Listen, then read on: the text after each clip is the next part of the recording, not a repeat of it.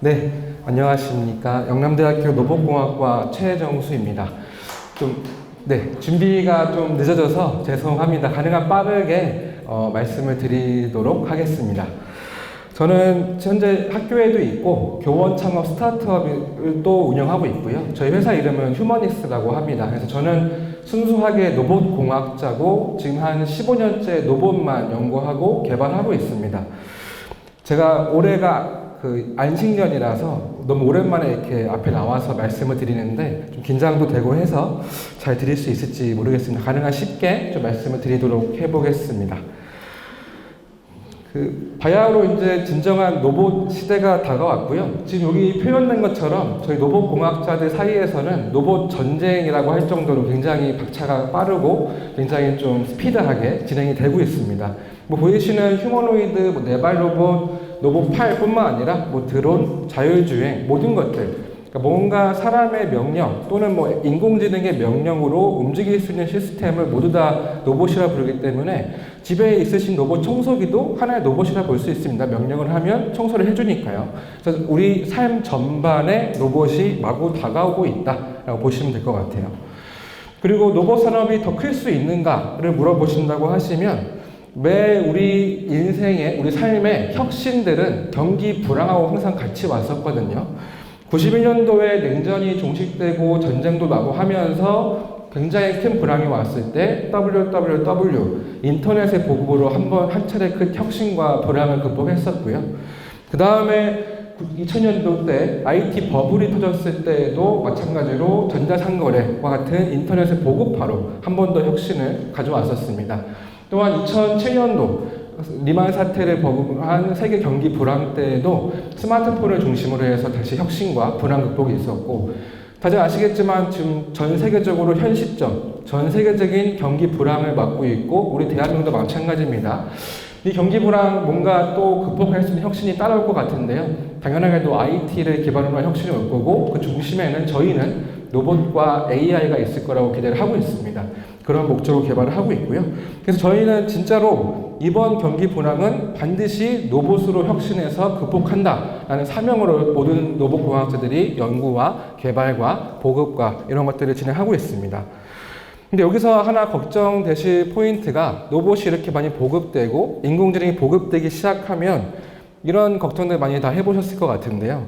결국에 사람은 아무것도 일하지 못하고 로봇이 다 하면서 사람들의 삶은 점점 더 피폐해져 가기만 하고 결국 인류가 종속할 수 있는가에 고민을 하실 것 같은데요.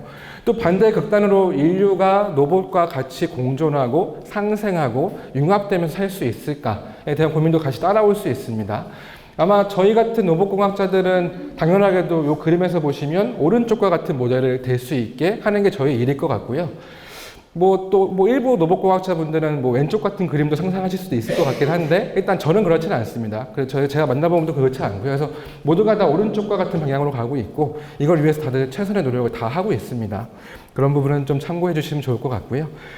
지금부터는 나름 제가 저희 대한민국을 보면 로봇 공학자들의 세대들이 좀 구분이 되는데요. 제가 그래도 저희 세대를 좀 대표를 해서 대한민국 제1선에서 로봇을 개발했다고 자부하는 입장이 있는지라 저와 함께 대한민국 로봇의 어떤 발전사 이런 것들을 같이 보시면서 좀 봐주시면 좋을 것 같습니다. 아마 주로 전반적으로 제 자랑이 될 것 같은데요. 제 자랑과 함께 좀 설명을 드리도록 하겠습니다. 지금이 25년인데요. 제가 2012년도에 처음으로 만들었던 로봇이 여기 보시는 네발 로봇입니다. 요즘에 네발 로봇 많이 나오고 있죠. 많이 나와서 판매도 한다고 하고 있고 중국에도 많이 나오고 있고요. 미국도 나오고 있는데요. 저 같은 경우에 2012년도에 처음 네발 로봇을 개발했었고 저희는 좀 빠르게 이동할 수 있는 걸 타겟팅해서 개발했었습니다. 그래서 이름을 치타를 닮았다, 치타로이드라고 했고 색깔은 블랙이라서 치타로이드 블랙이라고 이름을 지었고요. 제가 처음 개발했던 녀석이었고 좀 특장점은 일반적인 모터를 안 쓰고 저희가 약간 저기 보시는 대포와 같은 미사일형 모터를 직접 개발을 해서 장착을 해서 빠른 속도를 낼 수 있게 개발했었습니다. 사실 로봇에는 여러 가지 요소들이 많이 있는데 그 중에 가장 중요하다 할 수 있는 부분은 바로 로봇을 움직일 수 있는 모터, 액추에이터, 구동기가 뭐냐가 제일 중요할 수 있는데 저희는 그 당시에 구동기부터 확실하게 우리 초점에 맞춰 가자라고 해서 개발을 시작했었습니다. 또한 저희 개발팀의 가장 또 제가 가장 주력했던 부분, 핵심은 무엇이었냐면 이 로봇을 움직일 건데 로봇의 움직임을 그냥 공학적으로만 만드는 게 아니라 자연의 움직임을 따갖고 와서 로봇에 잘 넣어보자 라는 데 가장 큰 핵심을 가지고 있었어요. 요즘에 뭐 피지컬 AI라고 해서 인공지능 서비스가 실제 로봇으로 피지컬 환경으로 가는 게 유행이라고 할 수 있는데 이 당시에는 저희는 이제 네발 동물의 자연 친화적인 모습을 로봇에 이식하자라는 움직임을 그때 처음 시작했었고 제가 그 당시에 이거 약 13년도 전쯤에 제 모습인데요. 제 학교에서 동물 직접 키우면서 네발 저 개 밥 주고 똥 치고 하면서 동작을 다 따가지고서 동작을 이제 로봇에 집어넣는 과정을 했었습니다. 그래서 개발을 해서 그 당시에 2012년도에 저희가 첫 전시회 때 가서 선보인 뭐 시뮬레이션과 로봇의 모습이고요. 이제 불과 13년 전에 저희가 만들었던 로봇이 이런 식으로 이제 런닝머신 위를 걸어가는 모습을 보여드렸고 또 한 가지 고무적인 포인트는 가능한 자연의 모습을 좀 친화적으로 갖고 와서 빠른 속도로 뛰는 모습을 보여드리자 초점을 맞춰서 개발을 했었습니다. 자, 보이시나요? 밑에 뛰고 있는 거? 이게 저희가 그 국방 전시에 나가서 앞으로 국방을 대체할 녀석은 이 친구다. 사람 대신에 애가 가서 이제 전쟁도 하고 할 것이다 라고 할 때 13년도 전쯤에 보여드렸던 플랫폼 모습이었고요. 그래서 이렇게 자연을 따고 와서 로봇에 이식을 했었고 그 다음부터는 조금 더 현실에 움직이게 하기 위해서 여러 가지 공학적인 것들을 가미하기 시작했습니다. 그러니까 기본 가장 베이스 토대에는 자연의 모습이 들어가져 있고요. 거기다가 하나씩 공학적인 요소를 다 탑재하기 시작하는 것들이죠. 처음 탑재했던 거는 저희 차량 타보시면 서스펜션이라고 해서 차량의 어떤 진동, 승차감을 위해 들어가는 스프링과 어떤 댐퍼 이런 것들이 있잖아요. 쇼바라고 부르는 그게 있는데 저희 로봇 다리에도 실제로 안 보이지만 그런 쇼바가 있다, 서스펜션이 있다라고 가정을 했고 로봇의 전반적인 승차감, 진동을 잡아주는 공학적인 제어를 걸어 넣습니다. 즉 로봇을 자동차와 같이 저희가 인지를 하고 갖다 제어를 시킨 거죠. 그래서 이렇게 제어를 시켜주면 전반적으로 로봇이 이 제어 없이 하면 이렇게 막 우퉁부퉁할 때 막 흔들흔들하면서 가는데 전반적으로 좀 이렇게 안정화된 모습, 좀 자동차의 승차감 같이 좀 진동을 저감시켜 가는 걸 볼 수가 있고요. 다시 한 번 말씀드리면 이 안에 가장 근본에는 자연의 동작이 들어가 있습니다. 자연의 동작을 좀 더 공학적으로 현실로서 바꾸고 있는 과정들을 하고 있는 거죠. 실제로 로봇 다리를 잡아놓고 이렇게 떨어뜨려 보면 진동 서스펜션이 있냐 없냐. 실제 로봇 다리에는 그런 서스펜션이 없어요. 스프링과 댐퍼 이런 쇼바가 없는데요. 쇼바가 있다고 해서 속여서 제어를 한다고 치면 진동 없이 이렇게 움직이는 걸 저희가 할 수 있어요. 즉 이건 무슨 말씀이냐면 저희가 맘먹고 하면 실제 자연의 동력학을 속여서 꾸며내서 뭔가를 만들어낼 수 있다는 이야기입니다. 이게 로봇공학자들이 주로 하는 일이라 보시면 되고요. 그러니까 뭐 순수 물리 그쪽에서 왔던 자연의 과학을 저희는 공학에서 속여서 뭔가를 더 공학적으로 어플리케이션들을 만들어내고 있다라고 보시면 됩니다. 그래서 이런 것들을 바탕으로 해서 저희가 6개월에 하나씩 로봇을 막 찍어내기 시작했고요. 이름을 뭐 골드, 화이트, 그레이, 뭐 캐리어라고 이름을 지으면서 제 이때가 석사 시절 때인데 석사 시절에 그 젊었을 때 생명 에너지를 다 불태워 넣어가지고서 로봇을 막 찍어냈습니다. 그 누구보다 치열하게 이제 로봇을 만들었고 누구보다 더 열심히 로봇을 만들어서 정말 치열하게 살았고 그래서 그 결과로 이제 14년도쯤에 그러니까 저희 개발을 처음 시작하고 2년 만에 실제 이 야지에서 일상 도로에서 로봇이 걸어가는 것까지 개발을 완수를 했었습니다. 이게 2014년도니까요. 지금부터 약간 11년도 전쯤에 이런 기본 플랫폼을 갖춰놨다라는 거라고 생각해 주시면 될 것 같아요. 그래서 이때까지 정말 열심히 치열하게 만들어서 네발 로봇, 요즘에 네발 로봇 나오는 것들랑 비교해 보시면 약간 수준의 차이는 있지만 이 당시 벌써 10년 전부터 이런 것들은 이미 다 물밑에서 되어져 왔다. 그런 것들이 이제 사회로 가고 있다고 보시면 됩니다. 일반적으로 대학들이 일반 회사들의 그런 어플리케이션보다 10년 정도 빨리 하는 느낌들이 있기 때문에 이때도 준비되어 왔었고요. 그래서 이렇게 제 석사 생활을 마무리하면서 깨우친 게 하나 있었습니다. 제가 깨우친 게 뭐냐면 인간과 동물들, 자연에 있는 것들이 참 잘 만들어진 로봇들이구나라는 걸 느꼈어요. 제가 로봇을 만들어 보니까 우리 인간을 만든 어떤 공학자가 있다고 치면 그 사람은 참 우리를 잘 만들었다. 너무나도 잘 만들었고, 내가 아무리 열심히 해도 우리를 만든 우리를 탄생시킨 공학자를 따라잡기에는 쉽지 않겠구나 라는 것을 많이 느꼈습니다. 왜냐하면 자연에 있는 동물들은 엄청 빨리 뛰고 뭐 넘어지도 않고 뭐 다 할 수 있는데, 제가 만든 로봇은 아직 수준 미달이니까 참 멀었구나 라는 걸 한 번 느꼈고요. 그래서 저는 점점 요즘도 마찬가지인데, 자연에서 배워서 그거를 공학을 가미를 해서 어떻게 현실로 가져올까에 도움을 굉장히 많이 하고 있습니다. 순수하게 로보틱스라고 해서 수학 문제 풀고만 하는 것이 아니라 실제로는 어떤 인문학과 자연학에서부터 기초를 출발을 해서 하는 데 많이 집중을 하고 있다라고 봐주시면 될 것 같고요. 이렇게 석사 생활을 마무리하고 그 다음부터 제가 실행했던 거, 박사 과정 때 했던 거는, 오케이, 그럼 일단 자연을 이기기 쉽지 않으니까 자연에 있는 우리 인간을 좀 돕는 녀석으로 해서 나도 좀 빠르게 성장을 하고 싶다라고 생각을 했었고, 자연에 있는 인간을 어떻게 돕지? 라고 생각하다가, 오케이, 그러면 인간한테 로봇을 입혀야 되겠다 생각했었습니다. 그래서 제가 박사과정 때 시작했던 게 웨어러블 로봇, 입는 로봇 연구를 본격적으로 시작했었고요. 그러니까 제 시스템 안에 인간을 포함시켜 놓고 거기에 제가 잘하는 걸 덧대서 같이 좀 커가 보자 라는 느낌으로 전략을 좀 바꾼 거죠. 특히 이 중에 제가 많이 집중했던 딱 파트는 휠체어 장애인분들을 위한 웨어러블 로봇 연구를 주로 했었어요. 여기 보이시는 분은 이제 완전마비라고 해서 이제 느끼지도 못하고 움직이지도 못하시는 그 중증 수준의 완전마비 장애인이시고요. 중추 10번 쪽에 손상이 있으신 장애인분이시기 때문에 배꼽 밑으로는 이제 움직일 수도 없고 느낄 수도 없습니다. 누가 뒤에 와서 앉아 계실 때 밀면 허리에 힘이 없기 때문에, 골반에 힘이 없기 때문에 앞으로 넘어지는 정도 수준의 중증 장애인분이신데, 저분을 로봇 입혀서 다시 걷게 해야 되겠다 마음을 먹었고 걷게 만드는 작업을 진행했었습니다. 제가 2016년도 한 2년 정도죠. 석사 졸업하고 2년 동안 이제 개발을 해서 처음 입혀서 갖고 온 게 워크1, 다시 걷게 시킨다, 웍을 활성화시킨다라는 로봇을 만들었고, 이게 그 딱 시스템입니다. 요거 보시면 제가 앞서 개발했던 4발 로봇에서 다리 2개 띄고 그 안쪽을 좀 이렇게 열어서 로봇 사람한테 입힌 형태라고 보시면 돼요. 아예 새롭게 한 게 아니라 4발 로봇에서부터 출발해서 다리 띄고 갖다가 집어넣은 것이다 라고 보시면 되고요. 그래서 요것도 보시면 또 재밌는 포인트가, 제가 앞서서 제어를 했을 때, 로봇을 만들었을 때에는 중간에 뭔가 제가 모르는 게 아무것도 없었어요. 뭐 모터, 뭐 센서, 배터리, 뭐 회로, 다 제가 알고 있고 제가 설치한 것들인데, 요 웨어러블 로봇 연구를 시작하니까 제 시스템 안에 딱 중간에 제가 모르는 게 딱 있더라고요. 모르는 건 뭐 사람이 들어가 있어서 이 모르는 녀석을 어떻게 내가 핸들링하고 제어를 할까에 대한 고민을 굉장히 많이 했었고요. 그래서 내가 만들기 어려우니까 인간하고 같이 가야지라고 생각했는데, 하다 보니까 이게 더 어렵다. 이거 좀 잘못 시작했나? 라는 생각을 좀 많이 했었습니다. 너무 어렵다. 이거 모르는 걸 푸는 게 너무 어렵다는 생각을 많이 했었고요. 특히나 또 저희가 같이 했었던 저 파일럿분, 장애인 분께서는 휠체어를 한 20년 동안 타신 분이셨기 때문에 휠체어에 앉아 계시는 그 자세로 몸이 점점 굳어가는 구축이 있으셨거든요.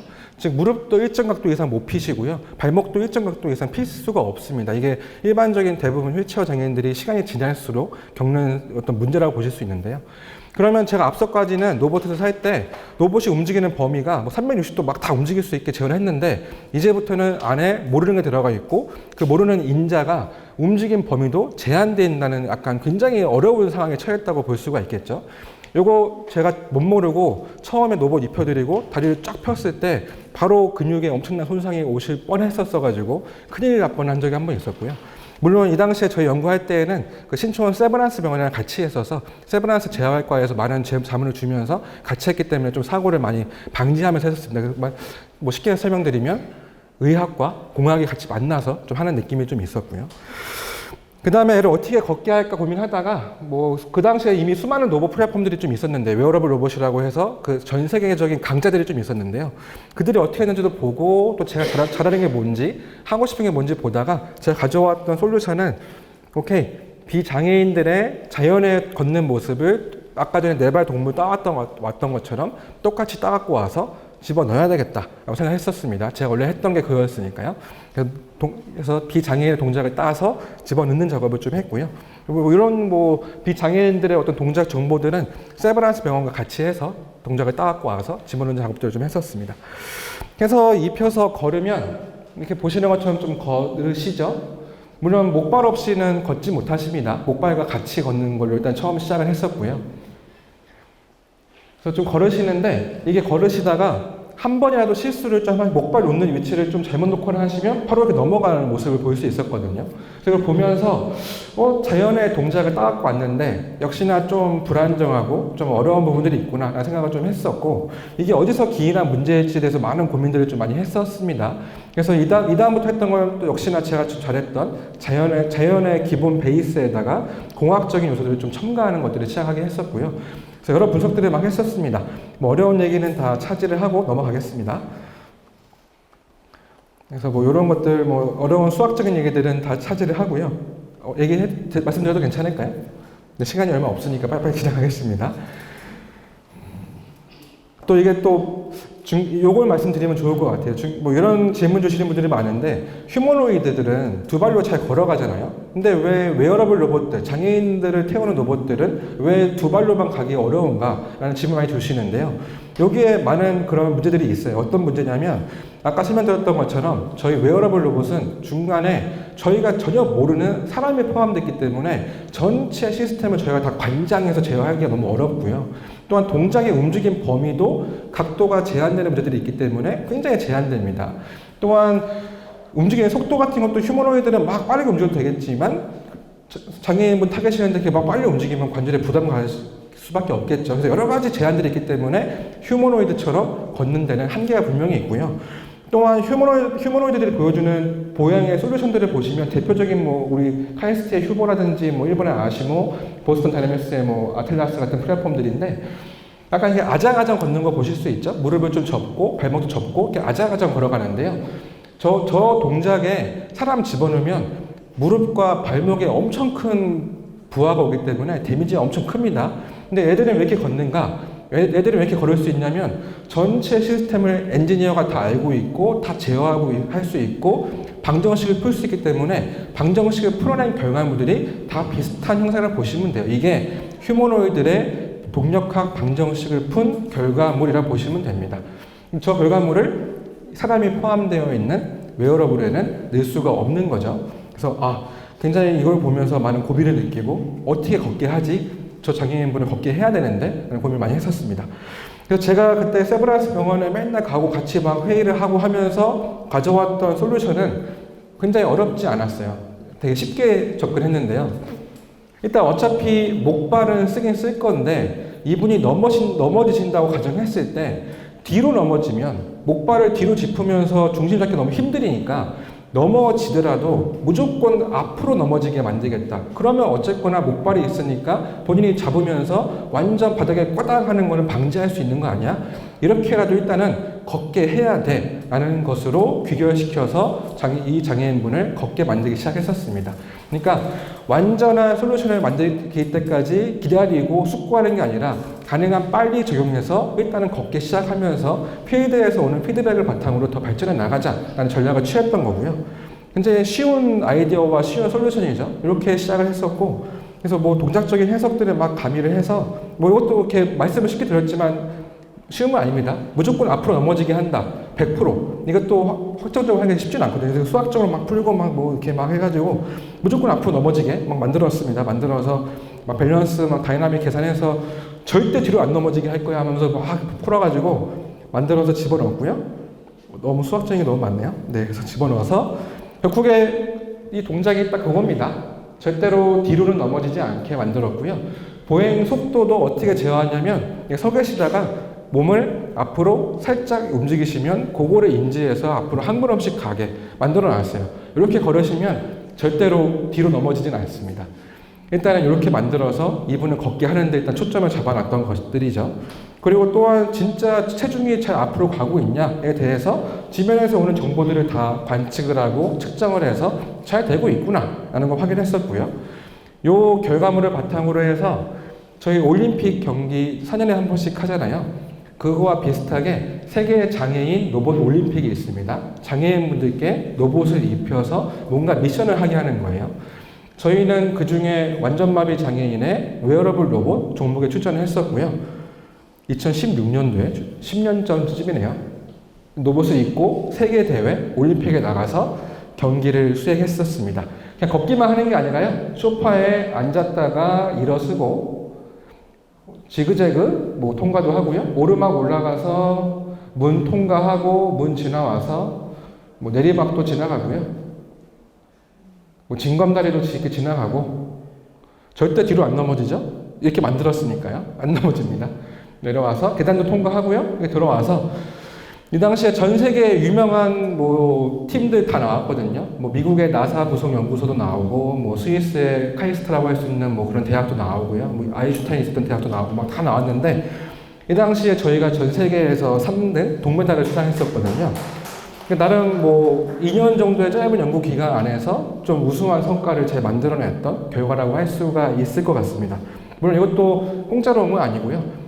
그 당시 20대 후반, 30대 초반에 제 생명을 또 갈아 넣어서 만든 거고, 모든 건 공짜가 없습니다. 제가 봐왔던 전 세계 인류들은 진짜 자기 생명을 갈아서 일을 하거든요. 저도 그만큼 했다고 보장할 수는 없으나 나름 좀 열심히 했다라는 느낌으로 좀 진행했었고, 저희 평창 올림픽 때도 성화 공성도 했었습니다. 그리고 뒤에 왼쪽에 보이시는 게 제 지도 교수님이시고요. 카이스트의 공경철 교수님이신데 지도 교수님이시고, 이 당시에는 또 다른 파일럿 분이시거든요. 이 파일럿 분이 저희 국내 장애인 체육학 1호 박사님이시고, 이분을 태워서 걷게 하라는 약간 요청이 와서서 한 달 정도 준비를 해서 다시 입혀서 잠깐 훈련을 하고 걷는 모습입니다. 이렇게 했었고요. 요거는 저희가 또 문제가 있는데, 저희가 끝나고 나서 문제를 좀 파악한 게 있는데, 제가 만든 보행법이 무조건 뒤로 안 넘어지니까 좀 앞으로 많이 몸이 좀 숙여지는 느낌들이 좀 있거든요. 그렇게 걷다 보니까 타신 분들이 앞을 못 보고 앞으로 넘어지니까 자꾸 바닥만 보게 되는 문제가 있어서, 한번 타시면 목이랑 여기 어깨 쪽에 엄청난 고통을 호소하시고요. 또한 무게를 많이 지탱을 해야 되니까 로봇을 한번 타고 나시면 점점점 팔이 더 두꺼워지고 근육이 더 강화되고 막 이런 것들이 있어서, 야, 이 로봇은 저 파일럿은 태웠지만 약한 여성분이라든지 이런 분들은 못 태운다. 이건 문제가 있다라는 걸 저희가 그때 간파를 했었고, 네, 뭐 이런 모습들이죠. 바닥만 보고 걸어가는 모습들. 그래서 오케이, 로봇 다시 만들자. 다시 처음부터 제로 베이스 다시 간다. 라고 다시 개발을 했고요. 그래서 이 당시에는 이제 제가 영남대학교로 온 상태고, 그래서 카이스트랑 영남대학교랑 뭐 세브란스 병원 등등 다시 또 팀을 만들어서 로봇을 재개발을 했습니다. 재개발했고 20년도에 나온 새 로봇이고요. 훨씬 더 많이 이뻐졌죠. 로봇이 많이 간소해지고 이뻐지고 제품다워졌습니다. 사실 이거 뭐 비하인드를 말씀드리면 요거 전반적인 디자인은 LG전자에서 좀 많이 해줬거든요. 그래서 LG전자가 붙으니까 확실히 제품이 퀄리티가 확 좋아. 이전까지는 학교에서 하다 보니까 기능은 좋아도 디자인은 좀 약간 별로였다고 치면 확 이뻐진 모습을 볼 수가 있고요. 그래서 이걸 만들고서 뭐 그러니까 가장 중요한 모터부터 다시 만들고, 전반적으로 프레임 같은 것도 다 재설계를 다 해서 로봇을 아예 재탄생을 시켜놨고요.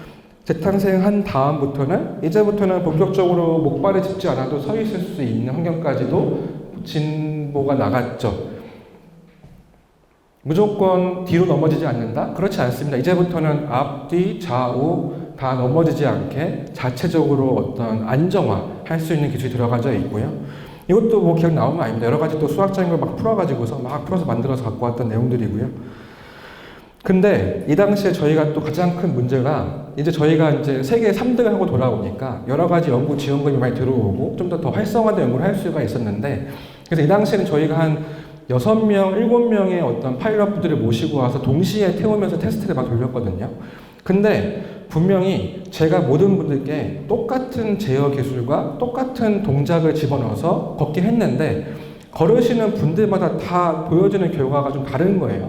어떤 예시냐면, 앞서서 저희 옛날 로봇에 그러니까 뒤로 넘어지지 않는 보행에 익숙하신 이 파일럿분은 저 계속 몸을 앞으로만 기울려고 하시면서 몸이 계속 앞으로 쏟아지려고 하는 모습을 보이시는데, 이 당시에 저희 걸 처음 탔던 이 여성 파일럿분은 무서우시니까 몸을 바짝 세우고 있으니까 자꾸 뒤로 넘어가려는 모습이 보여지고 있는 거죠. 근데 저는 분명히 똑같은 동작과 똑같은 제어 로직을 집어넣었습니다. 사람마다 다른 결과가 보여지는 것, 아까 설명드렸던 제가 모르는 인간 인자가 굉장히 강하게 작동을 하고 있다는 것을 여러 명을 태워보니까 알게 됐어요. 이걸 어떻게 해결할까 하다가 이때부터 저도 본격적으로 학습과 AI적인 접근을 시작했었습니다. 안에 타고 있는 그 모르는 인자, 사람에 대해서 보행 습관을, 그러니까 우리 로봇과 같이 걸어가는 보행 습관을 학습을 하고 그에 맞춰서 보행을 다시 최적화해주면 아름답게 걸어갈 수 있겠구나 라는 어프로치를 시작했고요. 이게 저희가 그때 처음 집어넣었던 학습과 AI에 대한 어떤 플로우 차트 로직도라고 보시면 될 것 같고요. 그래서 요거를 사용하시면 누구든 저희 로봇을 입고 60걸음만 걸어가시면 내 몸에 최적화되어져 있는 보행으로 로봇이 자동으로 바뀝니다. 남성 파일럿 앞으로 막 넘어지려고 걸으시려고 이렇게 하시다가 걷기 시작하시면 점점점 몸이 좀 약간 이렇게 서가는 느낌, 안정화된 느낌을 볼 수가 있고요. 그리고 마지막으로 이렇게 편하게 쓱 걸어가는 것도 이렇게 확인해 볼 수 있습니다. 점점 나아지고 있는 모습을 저희는 관측할 수 있고요. 여성 파일럿 같은 경우에도 처음에 몸을 이렇게 세우고 좀 무서워하다가 오케이, 당신은 우리 로봇을 무서워하는군요. 알겠습니다. 맞춰드리겠습니다. 걸으시면 점점점 몸을 앞으로 숙일 수 있게 점점 최적화가 되고 나중에는 아주 부드럽게 편하게 걸어가는 모습을 확인해 볼 수가 있어요. 지금 저 여성 파일럿 보시면 걸어가는 거 보시면 이제부터는 상체에 힘을 주지 않아도 자동적으로 안정화가 되면서 걸어간다는 것을 자연스럽게 아마 관측하실 수 있지 않을까 싶습니다. 뭐 실험 데이터는 너무 기니까 자세히 설명드리지 않겠습니다. 그래서 이게 저희가 2016년도에 절대 뒤로 넘어지지 않는 보행법을 썼을 때의 최고 빠른 속도입니다. 뭐 걸어갈 수는 있으나 굉장히 좀 느리고 팔과 어깨와 목에 부담이 많이 가는 것을 확인해 볼 수가 있죠. 이거는 저희가 다시 만든 보행법으로 세브란스 병원에서 빨리 한번 걸어보세요 했을 때 걸어가시는 모습인데요. 이게 일부러 이렇게 막 빨리 가려고 막 팔을 휘저어서 그렇지 몸에 힘을 거의 쓰지 않고 로봇을 그냥 타고 간다고 보시면 돼요. 저희가 이전까지는 로봇을 저희 장애인분께서 파일럿분께서 로봇을 타실 때 매일같이 훈련한다. 오늘도 연습한다고 말씀하셨는데 요 로봇부터는 오늘 로봇 그냥 탄다라고 말씀하시거든요. 그냥 타고 있으면 로봇이 앞으로 그냥 쑥 가니까 그렇게 표현법이 바뀔 정도로 많은 발전이 있었고요. 요걸 바탕으로 다시 한번 올림픽에 출전했습니다. 올림픽 4년에 한 번씩 하니까요. 나갔고 이번엔 저희가 남성 파일럿, 여성 파일럿 두 명의 파일럿을 다 본선 진출시켜놨고 이 결선 때 모습입니다. 결선 때 지금 남성 파일럿, 여성 파일럿이 가고 있는 모습이고요. 보시면 뭐 이 남성 파일럿은 옛날부터 타셨던 분이니까 능숙하게 타는 거 볼 수 있고요. 여성 파일럿도 그에 못지않게 굉장히 잘 타는 거 볼 수 있죠. 그래서 통과하셔서 전체 이 미션을 남성 파일럿은 한 3분 49초쯤에 다 통과를 하셨고요. 여성 파일럿도 한 5분 50초 정도에 통과를 하시면서 다 결선을 통과하셨고 요 대회에서는 저희 남성 파일럿은 세계 1위 금메달, 여성 파일럿은 세계 3위 동메달을 획득을 하셨습니다. 그러니까 한마디로 뭐 대한민국이 전 세계 웨어러블 장애인 쪽에서는 세계 1등이다 라고 말씀드릴 수 있고 누구 한 명한테 맞춰진 특화 제품이냐? 여성 타는 거 보셔도 아시겠지만 그렇지 않습니다. 누구나 탈 수 있게 서비스할 수 있는 시대로 왔다 라는 부분이고요. 요거는 저희 그 올림픽에서 보시면 휠체어 종목도 따로 있어요. 휠체어를 타고 비슷한 걸 막 통과하는 겁니다. 누가 더 빨리 가냐는 종목이 따로 있습니다. 저희는 걸어가는 거고 휠체어는 굴러가는 종목이 있는데요. 지나가는 미션들이 거의 비슷해요. 뭐 지그재그하고 계단지라고 하는 건데 비슷한 저 미션들을 휠체어로 다 통과했을 때 휠체어 팀 전 세계 1등이 3분 4초 정도에 굴러왔거든요. 저희가 아까 남성 파일럿이 3분 40초대에 걸어오셨잖아요. 이제부터는 장애인분들이 휠체어 타고 굴러가는 거나 걸어가는 거나 큰 차이가 없는 것까지 왔다라고 할 수가 있을 것 같아요. 이게 저희가 보여드렸던 어떤 성과물들입니다. 저는 이제 여기까지 같이 하고, 저는 이제 저만의 연구를 좀 하려고 이제 팀을 나와서 제 연구를 좀 많이 하고 있고요. 저는 이제 그런데 제가 생각해 봤을 때에는 제가 만들었던 웨어러블 로봇이 좋은 성과를 보이긴 했지만 전 세계에 있는 그 수많은 장애인들을 다 포용할 만큼 범용적이냐를 물어봤을 때에는 그렇지 않다라고 좀 생각이 됐었습니다. 뭐 부분마비 분도 계시고 여러 분들이 계시는데 우리 거를 다 적용할 수 있는가? 그렇지 않다는 생각이 좀 들었고 제가 연구를 하면 할수록 제가 만들었던 거는 이런 수많은 어떤 장애군들이 있는데 그걸 다 똑같은 포장지로 포장해서 보내기 때문에 한계가 명확하다. 좋은 성과는 보였으나 이 이상이 있을까라는 고민을 많이 하기 시작했었습니다.